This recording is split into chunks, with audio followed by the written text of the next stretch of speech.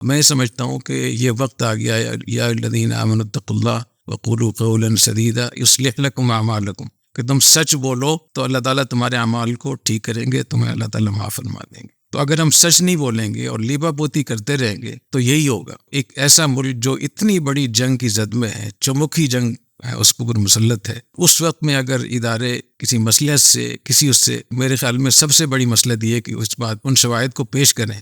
جو لوگ یہ کہہ رہے ہیں کہ ہم جہاد کر رہے ہیں، ہم اپنا فرض ادا کر رہے ہیں، ان کو آئینہ دکھائیں کہ جہاد جو آپ کر رہے ہیں یہ جہاد فلاں وہ کر رہا ہے، اسپانسر۔ ہاں، میں اس کی ایک مثال دیتا ہوں۔ 1995 میں جب مالاکنڈ میں تحریک شروع ہوئی تو وہ تحریک پرامن تحریک تھی سوری محمد صاحب، لیکن بعد میں پھر وہ عسکری تحریک میں تبدیل ہوگی، اس علاقوں پہ قبضہ ہو گیا۔ تو ایک دفعہ میں نے ان کے لیڈرشپ سے پوچھا کہ جو آپ لوگ جنگ شروع کر دی، جنگ کے لیے ضروری ہے کہ ان کے پیچھے کوئی ملک ہو اور ایک سستانے کی جگہ ہو، رسد پہنچانے کی جگہ ہو، پناہ لینے کی جگہ ہو، تو آپ لوگ کیسے اس جنگ کو آگے لڑیں گے؟ تو انہوں نے کہا کہ ہمیں شاہ مسعود نے کابل میں اوطاق دی ہوئے ہیں، وہاں سے اسلحہ ہی مل رہا ہے، تو ہمیں بالکل پورا راستہ ہمارے پاس موجود ہے، وہاں جانے۔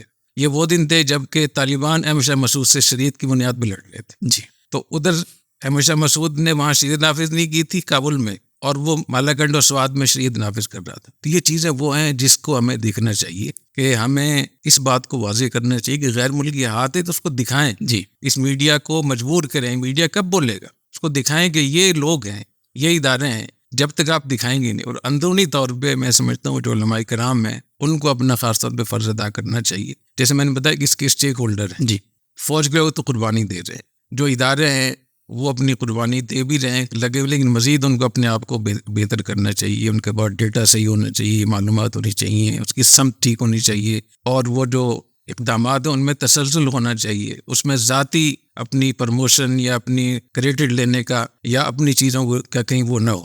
تو یہ تو ان کے ذمہ ہے۔ علماء کرام کو یہ کہ وہ اس پہ غور کریں کہ کس وجہ سے مذہب کو استعمال کیا جا رہا ہے، کس عنوان سے مذہب کو استعمال کیا جا رہا ہے، اس کو طے کر کے اس پہ بات چیت کریں۔ اور خاص طور پہ تمام تقریباً علماء نے، مشائخ نے پیغام پاکستان پہ دستخط کیے ہیں، اس میں کہا گیا ہے کہ جو لوگ یہاں مسلح جنگ لڑ رہے ہیں یہ باغی ہیں، یہ خوارج ہیں، اور یہ حرام موت ہے، اور فوج کے ساتھ کھڑا ہونا فرض ہے، اور یہ اگر نہیں ہم کھڑے ہوں گے تو گناہ گار ہوں گے۔ تو جس بات پہ دستخط کیے ہیں اسی بات کو اپنے مدرسے میں، اپنی کلاس میں، اپنی خانقاہ میں، اپنے مریدین میں، متعلقین میں، اپنے جمعوں کے خطبے میں بھرپور طریقے سے دلائل سے بات کریں، تاکہ لوگوں تک یہ پیغام پہنچے کہ حرام ہے، ناجائز۔